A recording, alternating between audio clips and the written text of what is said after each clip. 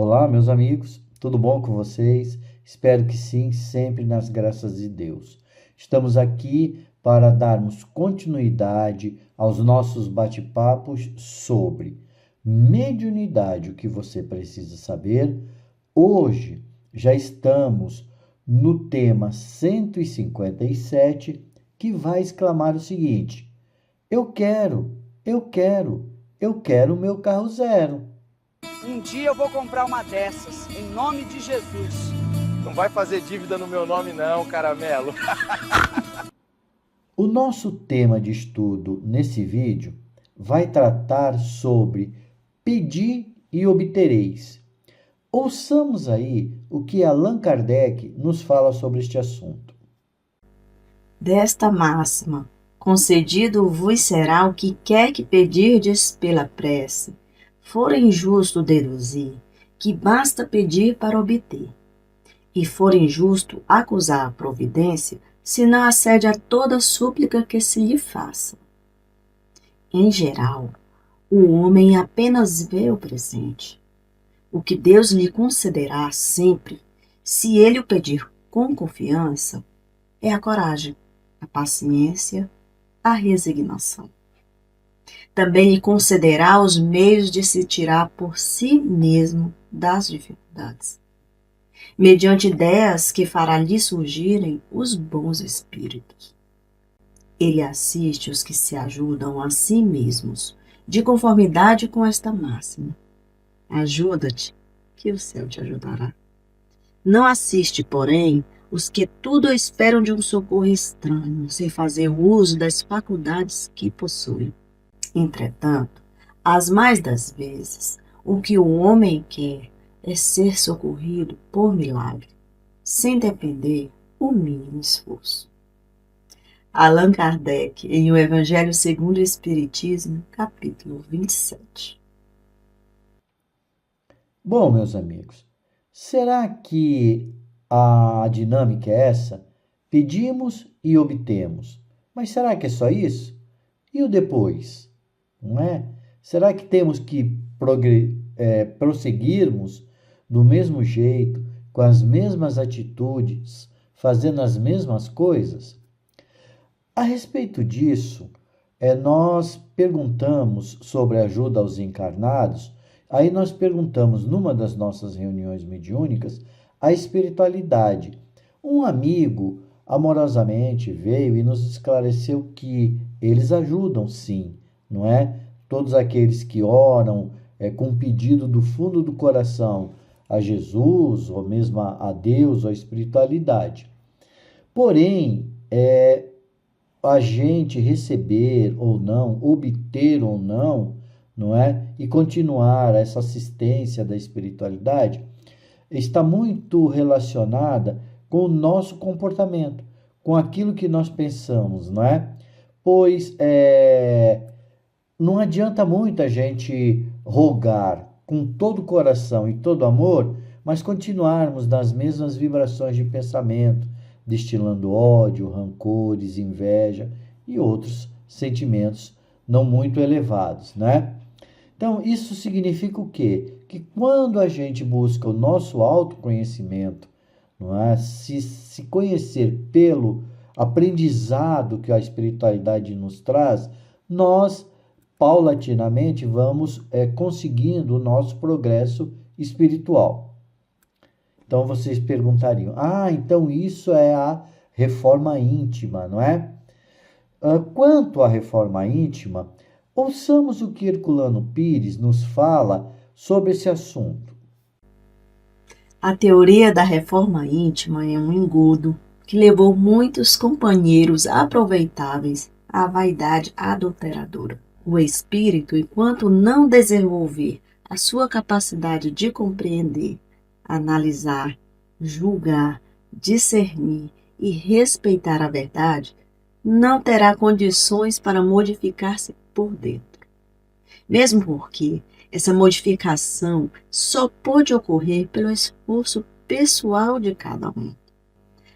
A expressão reforma íntima é inadequada, pois implica a ideia de substituição de coisas, conserto, modificação em disposições internas, como numa casa ou numa loja. As disposições internas do espírito correspondem ao seu grau de evolução, como nos mostra a escala espírito de Kardec. O espírito é vida e não arranjo. Seu desenvolvimento depende de experiências, estudos, reflexão, tudo isso com mente aberta para a realidade, e não em esquemas artificiais. Ninguém se reforma, nem pode reformar os outros, mas todos podem superar as suas condições atuais, romper os limites em que a mente se fechou e transcender-se. José Herculano Pires, em o livro Curso Dinâmico de Espiritismo, capítulo 4. Fica evidente que a nossa mudança como ser, encarnado, como ser espiritual, ela está muito ligada ao despertar da nossa consciência, não é, para a realidade que a gente vive. E como se dá esse despertar? Pelo conhecimento, pelo estudo, não é? E também pela prática do bem, pela caridade. Então, nós vamos nos conscientizando aos poucos, das responsabilidades que nós temos como um espírito encarnado que somos, não é? E desencarnados também, porque no mundo espiritual continuamos nós mesmos com as nossas identidades, né? Então, pelo estudo e pela caridade, não é? Nós vamos nos esclarecendo, não é? E buscando o caminho para a nossa transcendência, para nós passarmos este momento evolutivo que nós vivemos, não é? Quando eu falo caridade ali, eu só vou abrir aqui um adendo. A caridade assistencialista é necessária, mas nós temos que pensar a caridade para além disso, não é? Uma caridade de promoção social, de mudança social das pessoas, tá bom? Para além dessa caridade assistencialista, que é muito mais fácil e muito mais comum de fazermos. Nesse escopo todo que nós estamos falando, então, vamos ouvir o que Kardec nos traz sobre este assunto. Pela prece, obtém o homem o concurso dos bons espíritos a inspirar-lhes ideias sãs. Ele adquire a força moral necessária a vencer dificuldades e a volver ao caminho reto. Por esse meio, pode também desviar de si os males que atrairia pelas suas próprias faltas. Faz-se, portanto, evidente que o homem é o autor da maior parte das suas aflições, as quais se pouparia se sempre obrasse com sabedoria e prudência. Ora, a ação da prece tem por efeito atrair a salutar inspiração dos espíritos bons, granjear deles força para resistir aos maus pensamentos. O que eles fazem não é afastar de nós o mal, porém, sim, desviar-nos a nós do mau pensamento. Agem, contudo, a nossa revelia, de maneira imperceptível para não nos subjugar à vontade, conservando a liberdade de segui-los ou não. Quer Deus que seja assim, para que tenhamos a responsabilidade dos nossos atos e o mérito da escolha entre o bem e o mal. É isso que o homem pode estar sempre certo de receber, se o pedir com fervor, sendo, pois, a isso que se podem, sobretudo, aplicar estas palavras: pedi e obtereis. Allan Kardec, em O Evangelho segundo o Espiritismo, capítulo 27.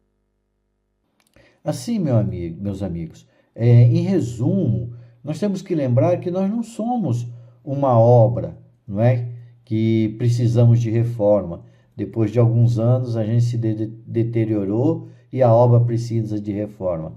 Nós somos espíritos imortais, em evolução, que somos necessitados de aprender a amar, né, a amar o próximo, a amar a nós mesmos, para que nós continuemos nesse caminho evolutivo rumo à divindade. E lembrando que sempre a mediunidade nos ajuda nesse aprendizado e nesse processo caritativo, por quê? Porque ela é uma relação de amor e de fraternidade para com o nosso próximo, encarnado ou desencarnado. É o aprendizado que vai nos fazendo as mudanças interiores. Fiquem todos com Deus, não é? Até o próximo vídeo, não é? E tchau, pessoal.